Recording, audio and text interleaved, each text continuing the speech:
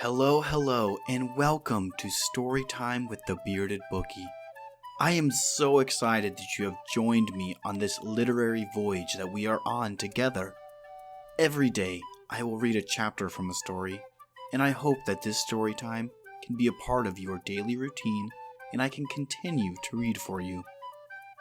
Thank you for taking the time out of your day to traverse the worlds with me. Our adventure continues with the next chapter of The Wonderful Wizard of Oz by Frank Baum.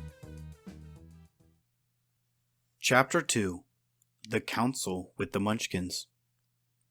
She was awakened by a shock, so sudden and severe that if Dorothy had not been lying on the soft bed, she might have been hurt. As it was, the jar made her catch her breath and wonder what had happened, and Toto put his cold little nose into her face and whined dismally. Dorothy sat up and noticed that the house was not moving, nor was it dark, for the bright sunshine came in at the window, flooding the little room. She sprang from her bed and with Toto at her heels, ran and opened the door. The little girl gave a cry of amazement and looked about her, her eyes growing bigger and bigger at the wonderful sights she saw. The cyclone had set the house down very gently. For a cyclone, in the midst of a country of marvelous beauty, there were lovely patches of greensward all about, with stately trees bearing rich and luscious fruits. Banks of gorgeous flowers were on every hand, and birds with rare and brilliant plumage sang and fluttered in the trees and bushes. A little way off was a small brook, rushing and sparkling along between green banks, and murmuring in a voice very grateful to a little girl who had lived so long on the dry, gray prairies. While she stood looking eagerly at the strange and beautiful sights, she noticed coming towards her way a group of the queerest people she had ever seen. They were not as big as the grown folk she had always been used to, but neither were they very small. In fact, they seemed about as tall as Dorothy, who was a well-grown child for her age, although they were, so far as looks go, many years older. 3 were men, and 1 a woman, and all were oddly dressed. They wore round hats that rose to small point, a foot above their heads, with little bells around the brims that tinkled sweetly as they moved. The hats of the men were blue, the little woman's hat was white, and she wore a white gown that hung in pleats from her shoulders. Over it were sprinkled little stars that glistened in the sun like diamonds. The men were dressed in blue, of the same shade as their hats, and wore well-polished boots with a deep roll of blue at the tops. The men, Dorothy thought, were about as old as Uncle Henry, for 2 of them had beards. But the little woman was doubtless much older. Her face was covered with wrinkles, her hair was nearly white, and she walked rather stiffly. When these people drew near the house where Dorothy was standing in the doorway, they paused and whispered among themselves, as if afraid to come farther. But the little old woman walking up to Dorothy made a low bow and said in a sweet voice, "You are welcome, most noble sorceress, to the land of the Munchkins. We are so grateful for you for having killed the wicked witch of the East and setting our people free from bondage." Dorothy listened to this speech with wonder. What could the little woman possibly mean by calling her a sorceress and saying that she had killed the wicked witch of the East?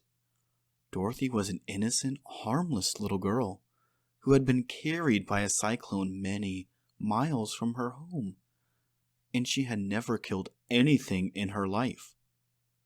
But the little woman evidently expected her to answer, so Dorothy said, with hesitation, "You are very kind, but there must be some mistake. I have not killed anything. Your house did, anyway, replied the little woman, with a laugh. And that is the same thing, see, she continued, pointing at the corner of the house. There are her 2 feet, still sticking out from under a block of wood. Dorothy looked and gave a little cry of fright. There, indeed, just under the corner of the great beam the house rested on, 2 feet were sticking out, shod in silver shoes with pointed toes. Oh dear, cried Dorothy, clasping her hands together in dismay. The house must have fallen on her. Whatever shall we do? There is nothing to be done, said the little woman calmly. But who was she? Asked Dorothy. She was the Wicked Witch of the East, as I said, answered the little woman. She has held all the Munchkins in bondage for many years, making them slave for her night and day. Now they are all set free, and are grateful to you for the favor. Who are the Munchkins? Inquired Dorothy. They are the people who lived in the land of the East where the Wicked Witch ruled. Are you a Munchkin? Asked Dorothy. No, but I am their friend. Although I live in the land of the North, when they saw the Witch of the East was dead, the Munchkin sent a swift messenger to me, and I came at once. I am the Witch of the North. Oh, gracious, cried Dorothy. Are you a real witch? Yes, indeed, answered the little woman, but I am a good witch, and the people love me. I am not as powerful as the Wicked Witch who was ruled here, or I should have set the people free myself. But I thought all witches were wicked, said the girl, who was half frightened at facing a real witch. Oh no, that is a great mistake. There are only 4 witches in all the land of Oz, and 2 of them, who live in the North and the South, are good witches. I know this to be true, for I am one of them myself, and cannot be mistaken. Those who dwelt in the East and the West were, indeed, wicked witches. But now that you have killed one of them, there is but one wicked witch in all the land of Oz, the one who lives in the West. But, said Dorothy, after a moment's thought, Aunt Em has told me that the witches were all dead, years and years ago. Who is Aunt Em? Inquired the little woman. She is my aunt, who lives in Kansas, where I am from. The Witch of the North seemed to think for a time, with her head bowed and her eyes upon the ground. Then she looked up and said, I do not know where Kansas is, for I have never heard of a country mentioned before.